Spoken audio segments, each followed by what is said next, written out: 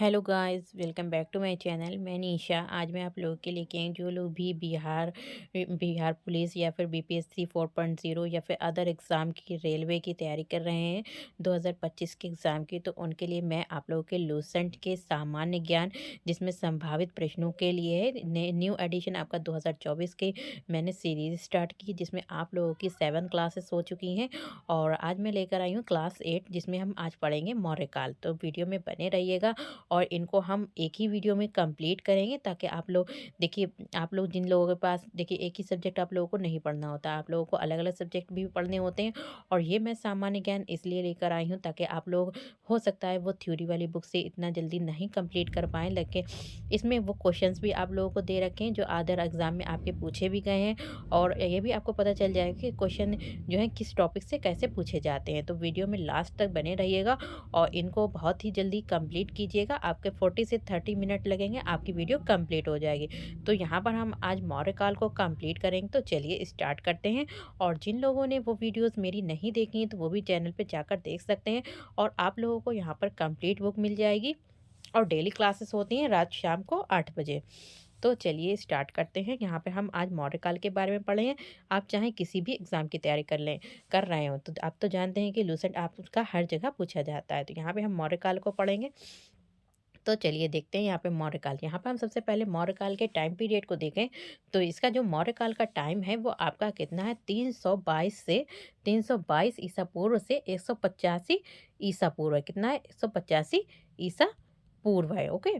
तो यहाँ पर टाइम कट गया है यहाँ पर। तो चलिए यहाँ पर चलिए स्टार्ट करते हैं। तो यहाँ पर हम क्वेश्चन को देखेंगे और जल्दी जल्दी से क्वेश्चन को देखेंगे, ताकि हम इस वीडियो में कंप्लीट सारे क्वेश्चन जो भी हमारे एग्जाम में आए हैं वो भी आपको पता चल जाएंगे।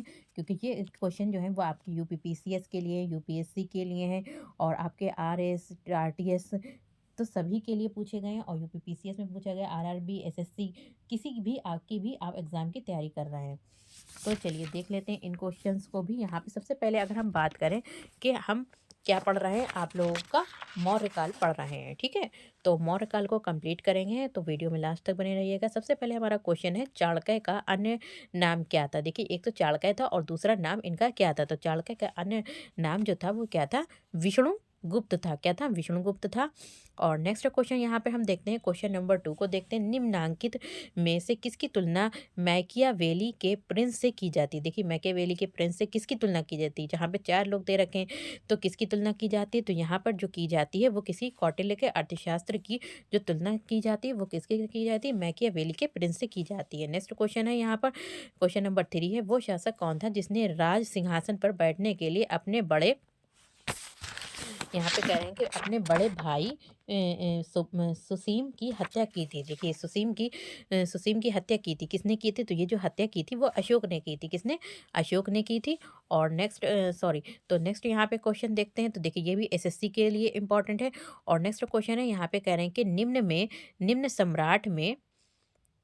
निम्न सम्राट में अशोक की वो पत्नी कौन थी जिसने उसको प्रभावित किया था। तो अशोक की पत्नी जिसने उसको प्रभावित किया था, किसने किया था। तो कारुवाकी ने। किसने किया था, यहाँ पे प्रभावित किया था, कारुवाकी ने प्रभावित किया था। और नेक्स्ट क्वेश्चन है, क्वेश्चन नंबर 5 है, अशोक ने अपने सभी अभिलेखों में एक रूपता से किस प्राकृत भाषा का प्रयोग किया था। देखिए, एक रूप तो यहाँ पर किया था किस भाषा में कह रहे हैं कि किस प्राकृत का प्रयोग किया था, ठीक है। तो किसका प्रयोग किया था। तो यहाँ पर क्वेश्चन नंबर 5 है, तो किसका किया था, आर्धमागधी।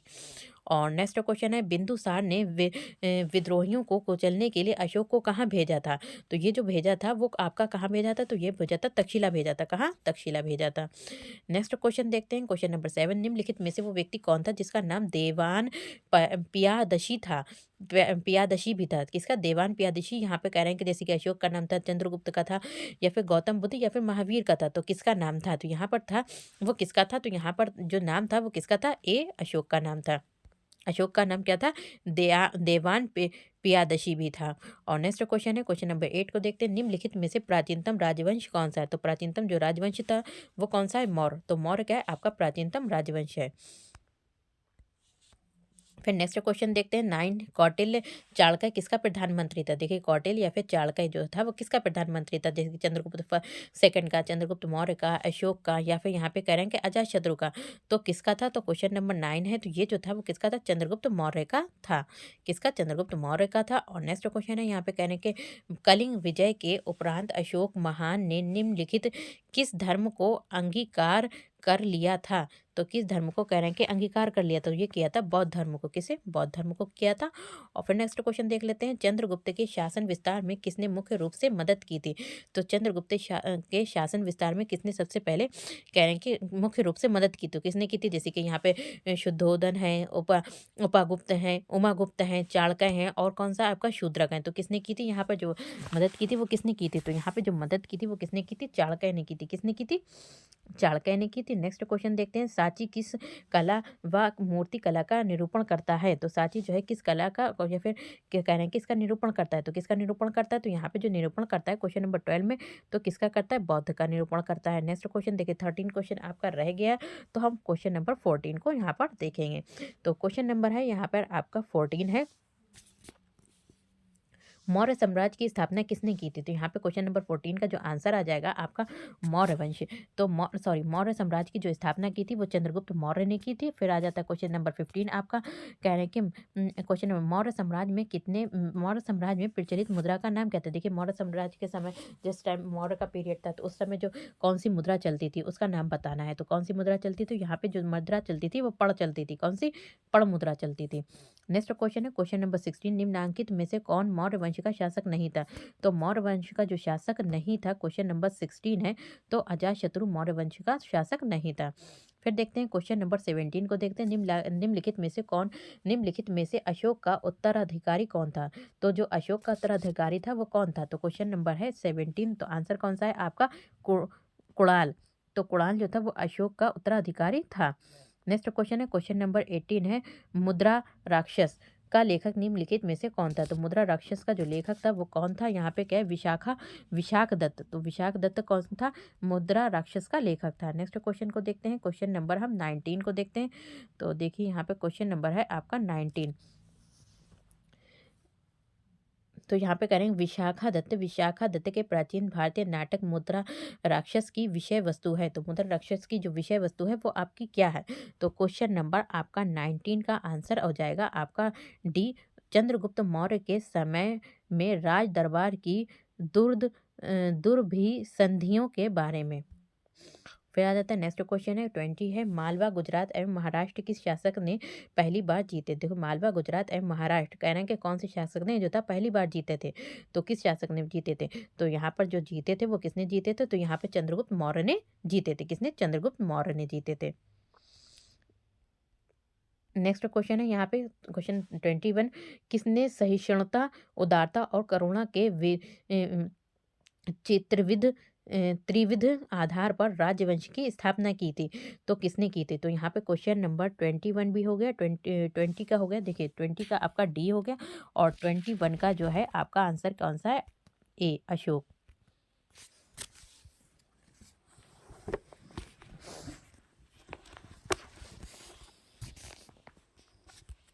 फिर आ जाता है क्वेश्चन नंबर हम देखते हैं 22 का, निम्नलिखित किस शहर में अशोक के शिलालेख नहीं है। देखिए कौन सा कह रहे हैं कि अशोक के जो शिलालेख हैं वो कहाँ पर नहीं है। तो अशोक के जो शिलालेख हैं वो आपके के कहाँ नहीं है। तो कह रहे हैं कि अशोक के शिलालेख कहाँ नहीं है। तो अशोक के जो शिलालेख हैं वो पाटलिपुत्र में नहीं है। तो पाटलिपुत्र में अशोक के शिलालेख नहीं है। नेक्स्ट क्वेश्चन है 23 है।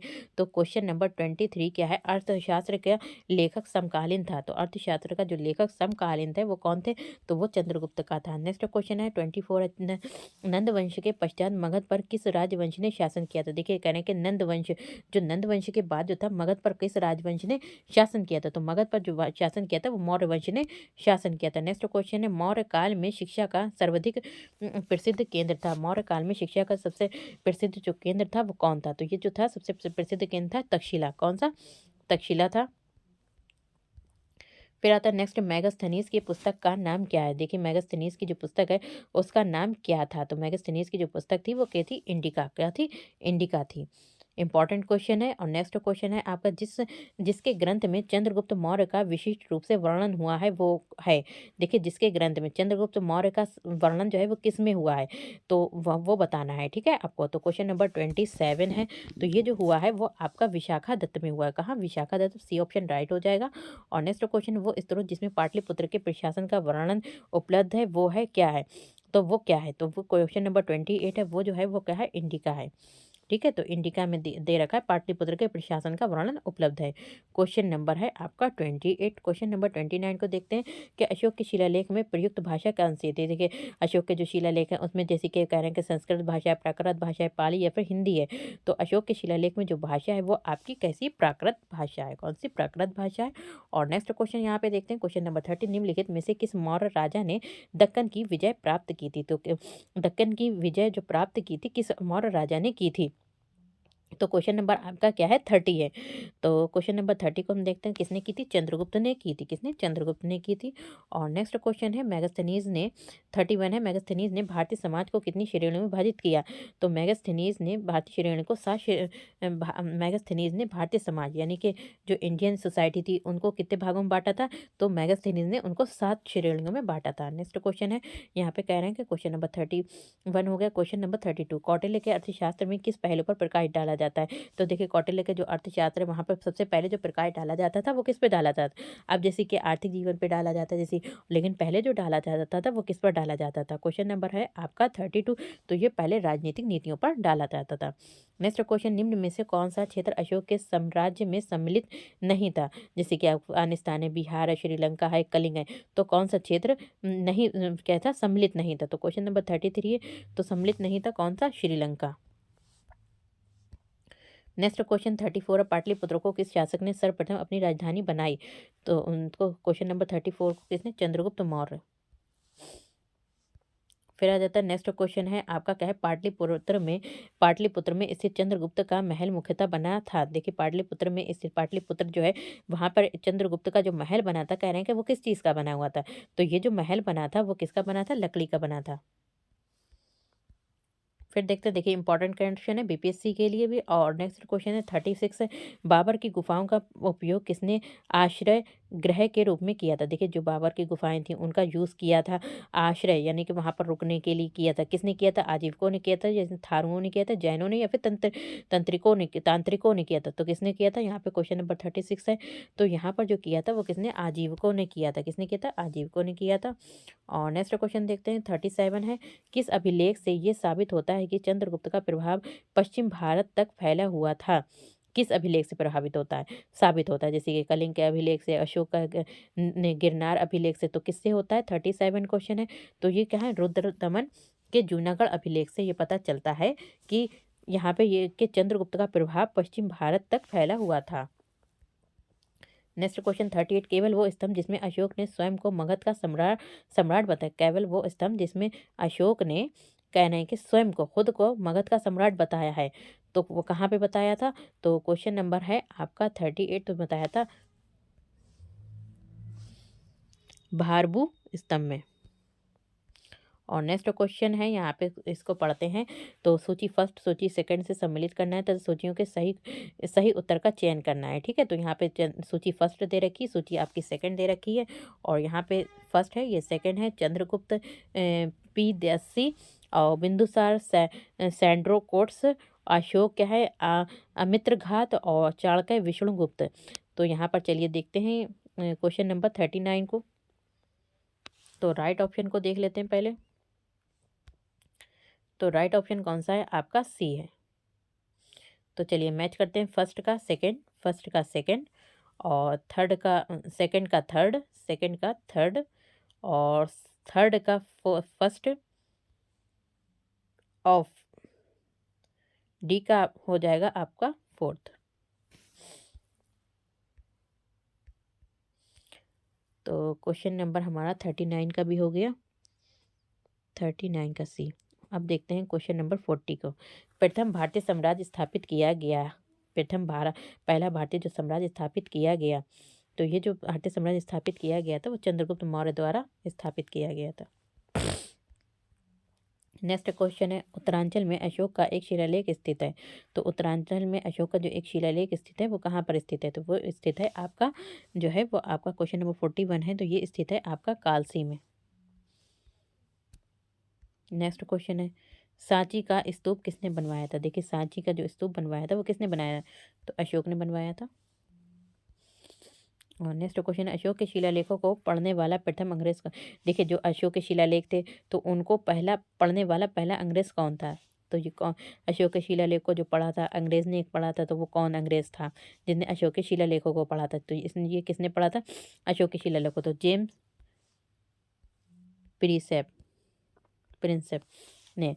और क्वेश्चन नंबर 44 है, कलिंग युद्ध की विजय तथा क्षत्रियों का वर्णन अशोक के किस शिलालेख में है? तो किस शिलालेख में है? तो ये क्या है? शिलालेख आपके इस शिलालेख में है 14 में, ठीक है। और फिर आ जाता है आपका प्रसिद्ध यूनानी राजदूत मेगास्थनीज भारत में किसके दरबार में आया था? देखो प्रसिद्ध यूनानी राजदूत मेगास्थनीज जो आया था भारत में, इंडिया में जब आया था तो वो किसके दरबार में आए थे? तो किसके दरबार में आए थे? ये जो आए थे वो चंद्रगुप्त मौर्य के दरबार में आए थे। नेक्स्ट क्वेश्चन है, चंद्रगुप्त मौर्य ने सेल्यूकस को कब पराजित किया? तो चंद्रगुप्त मौर्य ने सेल्यूकस को जो पराजित किया था वो 305 ईसा पूर्व किया था। नेक्स्ट क्वेश्चन है 47 है, निम्नलिखित में से कौन सा राजा प्रायः जनता के संपर्क में रहता था?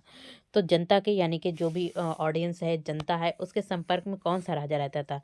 तो उसके संपर्क में जो रहता था वो अशोक जो था वो अपनी जनता के संपर्क में रहता था। नेक्स्ट क्वेश्चन है यहाँ पर क्वेश्चन नंबर हम 47 भी हो गया, 47 हो गया। अब हम देखेंगे 48 को। अशोक ने 261 ईसा पूर्व में कलिंग को जीतने के बाद क्या किया? तो क्वेश्चन नंबर है आपका 48। क्या किया था? भारी रक्तपात देखकर युद्ध की नीति को सदा के लिए त्याग दिया था। नेक्स्ट क्वेश्चन है, अशोक के अधिकांश अभिलेख किस भाषा व लिपि में? देखिए अशोक के ज़्यादातर जो अभिलेख हैं तो वो किस में है? तो क्वेश्चन नंबर 49 है, तो कहाँ है? प्राकृत भाषा और लिपि में है, ठीक है। प्राकृत भाषा व लिपि में है। नेक्स्ट क्वेश्चन है क्वेश्चन नंबर 50 है, किस ग्रंथ में चंद्रगुप्त मौर्य के लिए वर्षल निम्न कुल शब्द का प्रयोग किया गया है? क्वेश्चन नंबर हमारा है यहाँ पर 50। तो किसके लिए किया गया है? तो क्वेश्चन नंबर हमारा 50 का है यहाँ पर। देखते हैं सी है राइट ऑप्शन, तो चलिए देख लेते हैं राइट ऑप्शन कौन कौन से। एक मिनट, क्वेश्चन नंबर है आपका 50। 50 का आपका एक मिनट, कुछ यहाँ पर मिस्टेक हो रहा है। तो देखिए यहाँ पर हम क्वेश्चन नंबर पहले 50 को देंगे, किस ग्रंथ में चंद्रगुप्त मौर्य के लिए वर्चल निम्न कुल शब्द का प्रयोग किया गया है? तो किसके लिए किए गए? यहाँ पे 50 है तो यहाँ पे क्या है? मुद्रा राक्षस के लिए। ओके, अब नेक्स्ट को देखते हैं। यहाँ पे क्वेश्चन नंबर 51 है, मौर्य नरेश के बारे में निम्न में से कौन सा कथन सही है? उन्होंने विकास किया था। तो उन्होंने जो विकास किया था वो कहाँ किया था? तो ये किया था फर्स्ट थर्ड फोर्थ में विकास किया था। तो केवल तो यहाँ पर आपका सेकंड जो है वो रॉन्ग है, जैसे कि संस्कृति, कला व साहित्य, प्रांतीय विभाजन, हिंदू कुश तक साम्राज्य का। तो राइट ऑप्शन आपका कौन सा हो जाएगा? डी हो जाएगा। यहाँ पे क्वेश्चन नंबर 51 का डी हो जाएगा। क्वेश्चन नंबर 52 का है, यहाँ पे अशोक, यहाँ पे कथन ए और कारण आर दे रखा। अशोक ने कलिंग को मौर्य साम्राज्य में जोड़ लिया, और कारण क्या है? कलिंग दक्षिण भारत को आने वाले स्थलीय एवं समुद्री मार्गों को नियंत्रित करता था। क्वेश्चन नंबर आपका है 52, तो राइट ऑप्शन हो जाएगा यहाँ पे ए राइट हो जाएगा। ए और आर दोनों सही हैं तथा आर ए की सही व्याख्या करता है। नेक्स्ट क्वेश्चन है 53, अशोक के जो शिलालेख संगम राज्य के बारे में हमें बताते हैं उनमें शामिल हैं कौन कौन शामिल हैं? तो देखिए जो हमें क्या किसी अशोक के जो शिलालेख संगम राज्य के बारे में, संगम राज्य के बारे में कौन बताता है? तो यहाँ पर जो अशोक के शिलालेख है कौन से बताते हैं? दूसरा और 13वां। नेक्स्ट क्वेश्चन है अशोक में 53 है, क्वेश्चन नंबर 53 हो गया। क्वेश्चन नंबर 54 है कथन। ए अशोक के राजा देशों के अनुसार धार्मिक निष्ठा की अपेक्षा जनता के मध्य सामाजिक समरसता अधिक महत्वपूर्ण थी। आर क्या कारण क्या है? आर उसने धर्म संवर्धन के स्थान पर समता के विचारों का प्रसार किया। तो देखिए यहाँ पर क्वेश्चन नंबर 54 है, तो अब हम देखते हैं क्वेश्चन नंबर 54 का कौन सा सही है। तो ए और आर दोनों ही यहाँ पे कह रहे हैं कि सही है। ए भी सही है और आर भी सही है। आर ए की सही व्याख्या करता है। नेक्स्ट क्वेश्चन देखते हैं 55। निम्नलिखित में से किस राजा देश में अशोक के व्यक्तिगत नाम अशोक का उल्लेख मिलता है? तो देखिए यूपीपीसीएस 1997 पे यूपीपीसीएस 2007 में पूछा गया है। तो क्वेश्चन नंबर 55 का हमारा राइट ऑप्शन हो जाएगा डी मास्की। और नेक्स्ट क्वेश्चन है क्वेश्चन नंबर 56 को देख लेते हैं। निम्नलिखित वक्तव्यों में कौन सा एक वक्तव्य अशोक के प्रस्तर यानी कि अशोक के प्रस्तर स्तंभों के बारे में गलत है? देखिए प्रस्तर यानी कि पत्थर के जो भी स्तंभ थे उनके बारे में गलत है। तो कौन सा गलत है? तो इसके बारे में जो गलत है वो क्या है? ये स्थापत्य संरचना के भाग हैं। देखिए ये स्थापत्य संरचना के क्या है? भाग हैं। नेक्स्ट क्वेश्चन है आपका 57। श्रीनगर की स्थापना किस मौर्य शासक ने की थी? तो श्रीनगर के स्थापना जो थी किसने की थी? तो यहाँ पे की थी श्रीनगर की जो स्थापना की थी, क्वेश्चन नंबर 57 है, तो ये की थी स्थापना आपकी अशोक ने की थी। किसने की थी? 57 अशोक ने की थी। क्वेश्चन नंबर है 58। सूची फर्स्ट को सूची सेकंड के साथ हमें सम्मिलित करना है। यहाँ पे आपके फर्स्ट में आपके प्रांत दे रखे हैं और सेकंड में आपकी राजधानियाँ दे रखी हैं। तो चलिए इनको हम मैच करते हैं। क्वेश्चन नंबर आपका 58 है, तो राइट ऑप्शन आपका ए हो जाएगा। तो चलिए ए के अकॉर्डिंग तो सभी चीज़ें सही दे रखी हैं। तो हमारा क्या है? ए का फर्स्ट है तो हम कैसे उत्तरापथ यानी कि तक्षशिला, और बी का सेकंड है तो दक्षिणापथ क्या है? सर्व स्वर्णगिरी। और तीसरा क्या है? अवंती राष्ट्र यानी कि उज्जैनी, और प्राची यानी कि पूर्वी प्रदेश यानी कि पाटलिपुत्र। तो क्वेश्चन नंबर 58 का राइट ऑप्शन ए हो जाएगा। नेक्स्ट क्वेश्चन है 59। किस ग्रंथ में शूद्रों के लिए आर्य शब्द का प्रयोग हुआ है? तो आर्य शब्द का जो प्रयोग हुआ है वो किसके लिए हुआ था? तो आर्य शब्द का प्रयोग हुआ है वो अर्थशास्त्र के लिए हुआ है। क्वेश्चन नंबर 59 का है। और नेक्स्ट क्वेश्चन है अशोक ने अपने राज्याभिषेक के चौथे वर्ष में निर्गोथ के प्रभाव से प्रभावित होकर किससे बुद्ध धर्म की दीक्षा ली? तो क्वेश्चन नंबर 60 किससे ली थी? ये ली थी उपगुप्त से ली थी। किसे? उपगुप्त से ली थी। और क्वेश्चन नंबर यहाँ पे 60 भी हो गया। 61 को देखते हैं। किसने पाटलिपुत्र को पोलिया पोली पोलीब्रोथा कहा? देखिए किसने पाटलिपुत्र को पोलीब्रोथा कहा? तो यहाँ पर जैसे कि मैगस्थनीज ने किया था, स्ट्रैबो ने किया था, प्लेटार्क ने किया था, या फिर एरियन ने किया था। किसने किया था? यहाँ पे क्वेश्चन नंबर 61 तो ये किया था मैगस्थनीज ने कहा था उसके बारे में, पाटलिपुत्र के बारे में। नेक्स्ट क्वेश्चन है 62। मौर्य काल में एग्रोनोमाई किसे कहा जाता है? तो मौर्य काल में एग्रोनोमाई जो कहा जाता है वो किसे कहा जाता है? तो ये कहा जाता है आपका सड़क निर्माण के अधिकारी को, जो सड़क को बनाते हैं, बनवाते हैं। ओके। और नेक्स्ट यहाँ पे क्वेश्चन है क्वेश्चन नंबर, मौर्य काल में गुप्तचरों को क्या कहा जाता था? तो मौर्य काल में गुप्तचरों को क्या कहा जाता है? गूढ़ पुरुष कहा जाता था।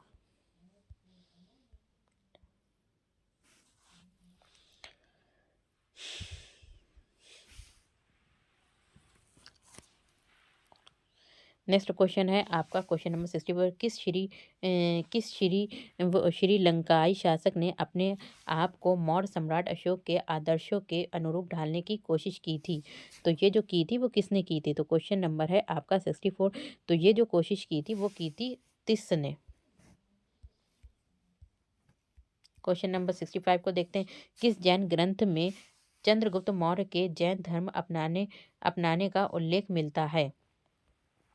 तो जैन धर्म के अपनाने का जो उल्लेख मिलता है किसमें मिलता है? तो ये जो मिलता है वो आपका बी यानी कि आपका परिशिष्ट वर पर्वन में मिलता है। नेक्स्ट क्वेश्चन है क्वेश्चन नंबर 66 है। तो यहाँ पे कह रहे हैं कि किस महीने से मौर्य का राजकोषीय वर्ष यानी कि फैशियल ईयर फिजिकल ईयर जो है आरंभ होता है? राजकोषीय फाइनेंशियल राजकोषीय आरंभ होता है। तो कहाँ ये होता है? तो ये क्वेश्चन नंबर है आपका 66। तो आषाढ़ यानी कि जुलाई से। नेक्स्ट क्वेश्चन है 60 निम्नलिखित में से किन किन दक्षिण भारतीय जातियों का उल्लेख अशोक के शिलालेख में किया गया है। तो अशोक के शिलालेख में किसका किसका उल्लेख किया गया है। तो क्वेश्चन नंबर 67 तो इसमें किया गया है किसका, फर्स्ट थर्ड फोर्थ फिफ्थ का। किसका किया गया है, फर्स्ट का किया गया है, फोर्थ थर्ड का किया गया है, फोर्थ का किया गया है और किसका किया गया, फिफ्थ का। यानी कि चोल का किया गया है, आपका पांड्य सती पुत्र का किया गया, केरल पुत्र का किया गया है। राइट ऑप्शन ए हो जाएगा 67 का। फिर नेक्स्ट देखते हैं 67 हो गया और क्वेश्चन नंबर 68 को, अशोक के बारे में जानने के लिए सबसे महत्वपूर्ण स्रोत क्या है। तो देखिए अशोक के बारे में जानने के लिए सबसे महत्वपूर्ण जो स्रोत हैं वो क्या है, शिलालेख हैं। क्वेश्चन नंबर 69 है, यहाँ पे कह रहे हैं कि अशोक के काल में कौन सी लिपि दक्षिण भारत में परिवर्तित हुई। तो अशोक के काल में कौन सी लिपि जो है दक्षिण भारत में परिवर्तित हुई है, 69। तो ये हुई है वो क्वेश्चन नंबर 69 में किस में परिवर्तित हुई, ब्राह्मी लिपि में। नेक्स्ट देख लेते हैं क्वेश्चन नंबर 70, अशोक का अभिलेख भारतीय उपमहाद्वीप के बाहर भी पाया गया, निम्नलिखित में से किस देश में ये पाया गया। तो जैसे कि अफगानिस्तान, चीन, बर्मा, नेपाल। तो ये कहाँ पाया गया, तो अशोक के शिलालेख अभिलेख जो पाए गए हैं वो आपके कहाँ पाए गए हैं, तो ये पाए गए हैं आपके अफगानिस्तान में। नेक्स्ट क्वेश्चन है क्वेश्चन नंबर 71 है। तो यहाँ पे अत्यंत पॉलिश किए गए एकाशम अशोक स्तंभ जिस जिस पांडु रंजित बालूकाशम के एकल टुकड़ों में तक्षित किए गए थे, उसे साधारणतः कहाँ की खदानों से निकाला गया था। तो उसे जो था कहाँ खदानों से निकाला गया, मिर्ज़ापुर के समीप चुनार की खदानों से निकाला गया था। नेक्स्ट क्वेश्चन है भारतीय लिखने की कला नहीं जानते थे, ये किसकी उक्ति है। देखिए इंडियन थे वो उन्हें लिखना नहीं आता था। तो यहाँ पे कहना है कि ये किसकी उक्ति थी। तो ये जो उक्ति थी वो किसकी थी, मैगस्थनीज की थी। मैगस्थनीज ने ये बताया था कि जो इंडियन लोग हैं वो लिख नहीं पाते हैं। और क्वेश्चन नंबर 73 कि मौर्य सम्राट ने एक विदेशी राजा सीरिया के एटियोकस फर्स्ट से अंजीर शराब और दार्शनिक को भारत भेजने का आग्रह किया था। ये किसने किया था, तो ये जो आपका किया था वो किसने किया था, बिंदुसार ने। नेक्स्ट क्वेश्चन देख लेते हैं। यहाँ पे क्वेश्चन नंबर 74 है, अशोक द्वारा कलिंग पर चढ़ाई की जानकारी के लिए कौन सबसे महत्वपूर्ण स्रोत है। तो कौन है यहाँ पे, क्वेश्चन नंबर 74 है। तो 74 का आपका सी आ जाएगा, 13वां वृत्त शिलालेख। चलिए नेक्स्ट क्वेश्चन देखते हैं। क्वेश्चन नंबर 74 भी हो गया और 75 को देखते हैं। बिंदुसार की मृत्यु के समय अशोक किस प्रांत का गवर्नर था। तो ये कहाँ का था, ये जो गवर्नर था वो आपका कहाँ का था, उज्जैन का गवर्नर था। क्वेश्चन नंबर 75 भी हो गया। अब देखते हैं 76 को, किस शिलालेख में अशोक ने घोषणा की थी कि सारी प्रजा मेरी संतान। देखिए ऐसा कौन सा यहाँ पे कह रहे हैं कि अशोक ने ऐसा अभिलेख था जिसमें ये कहा था कि सारी प्रजा जो है वो क्या है, मेरी संतान है। तो ये किस शिलालेख में अशोक ने कहा था। तो ये किस शिलालेख में कहा था, इन्होंने किया था पृथक कलिंग शिलालेख में। नेक्स्ट क्वेश्चन है 77, कौन सी घोषणा युद्ध और हिंसा के प्रति अशोक के आंतरिक दुखों को स्पष्ट करता है। अशोक को जो आंतरिक यानी कि इंटरनली बहुत ही ज़्यादा सैडनेस हुई थी, तो वो किसके द्वारा हुई थी, किस शिलालेख से हमें पता चलता है। तो ये जो पता चलता है वो आपका पता चलता है कलिंग का पृथक शिलालेख। किसका, कलिंग का जो पृथक शिलालेख है उससे पता चलता है कि अशोक को कैसा दुख हुआ था।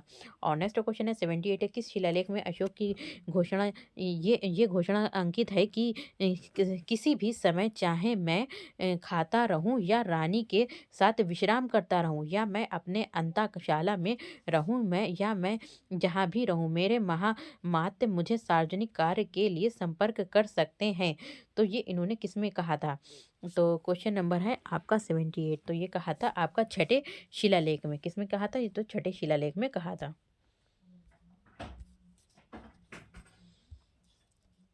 नेक्स्ट क्वेश्चन है आपका क्वेश्चन नंबर 17, निम्नलिखित में से कौन अवरोही क्रम में मौर्य प्रशासन के अधिकारियों का नाम बताता है। तो ये मौर्य प्रशासन कार्यों में अधिकारियों का नाम बताता है। तो ये कौन बताता है, क्वेश्चन नंबर है आपका 79 है। तो क्वेश्चन नंबर 78 भी हो गया। देखिए 78 हो गया आपका। अब आता है क्वेश्चन नंबर 79। 79 का जो राइट ऑप्शन है वो आपका क्या है, ए आ जाएगा।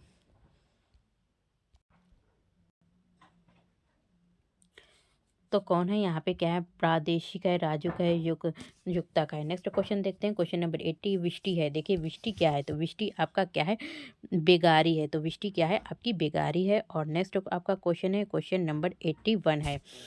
81 को देखते हैं, मौर्य काल में सीता से तात्पर्य क्या है। तो मौर्य काल में देखिए सीता से कह रहे हैं कि क्या तात्पर्य है। तो सीता से क्या तात्पर्य है, ये क्या है, एक राजकीय भूमि से प्राप्त आय है सीता। और नेक्स्ट क्वेश्चन है 82 है, यहाँ पे क्वेश्चन नंबर है, निम्नलिखित में मौर्य कला का सबसे अच्छा नमूना कौन है। तो मौर्य कला का जो सबसे अच्छा नमूना है वो आपका कौन है, तो स्तंभ। और फिर आ जाता है नेक्स्ट हमारा क्वेश्चन है, क्वेश्चन नंबर 83, कहाँ से प्राप्त अभिलेखों से मौर्य काल में अकाल सूखा देश जैसे देवी प्रकोप के समान राज्य द्वारा राहत कार्य किए जाने का विवरण मिलता है। तो ये जो विवरण मिलता है वो आपको कहाँ से मिलता है, तो ये मिलता है आपका महास्थान बांग्लादेश सोहगोरा यानी कि उत्तर प्रदेश से मिलता है। और नेक्स्ट क्वेश्चन है, क्वेश्चन नंबर 84 है, अशोक ने श्रीलंका में बौद्ध धर्म का प्रचार हेतु किसे भेजा। अशोक ने श्रीलंका में बौद्ध धर्म का प्रचार हेतु किसे भेजा था। तो ये जो भेजा था वो किसे भेजा था, ए और बी दोनों को भेजा था। किसे, महेंद्र और संघमित्रा को, दोनों को भेजा था। ए और बी, राइट ऑप्शन आपका सी हो जाएगा। और तो क्वेश्चन नंबर 84 भी देख लिया। अब यहाँ पर हम देखते हैं क्वेश्चन नंबर 85 को देखते हैं। यहाँ पे क्वेश्चन नंबर हमारा कौन सा है, 85। अशोक ने मनसेरा यानी कि पाकिस्तान एवं शहबाज गढ़ी पाकिस्तान से प्राप्त व्रत शिलालेखों में किस लिपि का प्रयोग किया था। कौन सी लिपि का प्रयोग किया था, तो यहाँ पर प्रयोग किया था कौन सा है, क्वेश्चन नंबर आपका 85 है। तो ये प्रयोग किया था वो किसका, खरोष्टी लिपि का प्रयोग किया था। नेक्स्ट क्वेश्चन देख लेते हैं। यहाँ पर क्वेश्चन नंबर 86 है, कहाँ से अशोक के द्विभाषी यानी कि ग्रीक और आरमाइक अभिलेख प्राप्त हुए हैं।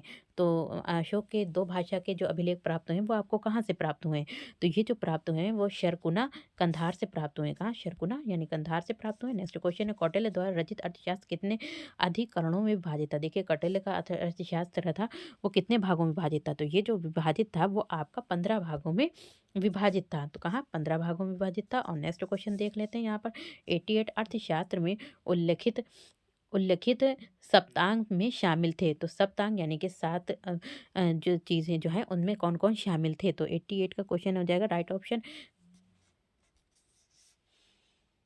ऑप्शन आपका ए हो जाएगा, राजा, क्षेत्र, प्रशासन एवं कोश। और नेक्स्ट क्वेश्चन है, क्वेश्चन नंबर 89, अशोक का समकालीन तुरमय कहाँ का राजा था। अशोक का समकालीन तुरमय, तो देखिए तुरमय जो है वो कहाँ का राजा था। देखिए तुरमय जो राजा था वो आपका था मिस्र का। फिर क्वेश्चन नंबर है आपका 90, क्वेश्चन नंबर आपका 89 हो गया। अब हम देखते हैं 90, किसके शासनकाल में डायमेकस यानी डीमेकस भारत आया था। तो भारत, डीमेकस जो था भारत किसके शासनकाल में आया था, तो डीमेकस जो भारत आया था वो बिंदुसार के शासनकाल में आया था। नेक्स्ट क्वेश्चन 91 को देखते हैं, निम्नलिखित अभिलेखों में से किसमें अशोक का नाम उल्लेख हुआ है। तो अशोक का नाम उल्लेख जो है वो किस शासनकाल में हुआ था। क्वेश्चन नंबर 91 का है, तो ये गुर्जरा में हुआ था। नेक्स्ट क्वेश्चन 92 है, किस बुद्ध मूल ग्रंथ में मौर्य सम्राट अशोक का विवरण शामिल है। तो ये जो है अशोक का विवरण किस में शामिल है, तो ये शामिल है महावंश में।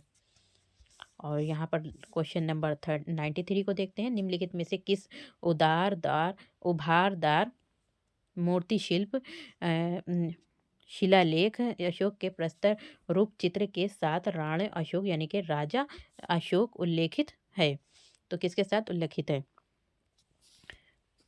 तो ये उल्लेखित है वो किसके साथ है, तो यहाँ पे क्वेश्चन नंबर 93 है। तो राइट ऑप्शन आपका है ए, कंगन हल्ली से। और लास्ट हमारा यहाँ पे क्वेश्चन है, क्वेश्चन नंबर है 94, जो हमारा लास्ट क्वेश्चन है, निम्नलिखित में से किस स्तूप के तोरण यानी कि द्वार पर अशोक एवं उसकी 2 रानियों का अंकन मिलता है। तो किस पर मिलता है, तो अशोक और उनकी 2 रानियों का जो अंकन मिलता है वो सांची पर मिलता है। कहाँ मिलता है, सांची पर मिलता है। तो यहाँ पर आप लोगों की करीब 35 मिनट में ये वीडियो हाफ आवर्स में 30 मिनट्स लगभग में कंप्लीट हो गई है। तो यहाँ पर आप लोगों का यहाँ पर हमने जो पढ़ा है आप लोगों का मौर्य काल कंप्लीट हो गया है। नेक्स्ट वीडियो में हम वीडियो पसंद आए तो लाइक शेयर सब्सक्राइब ज़रूर कीजिएगा और नेक्स्ट वीडियो में हम जो करेंगे यहाँ पे हम मौर्य उत्तर और गुप्त पूर्व काल को करेंगे। तो वीडियो में बने रहिएगा। मिलते हैं नेक्स्ट वीडियो में। वीडियो पसंद आए तो like share subscribe my channel. Thank you. Have a nice day. मिलते हैं नेक्स्ट वीडियो में।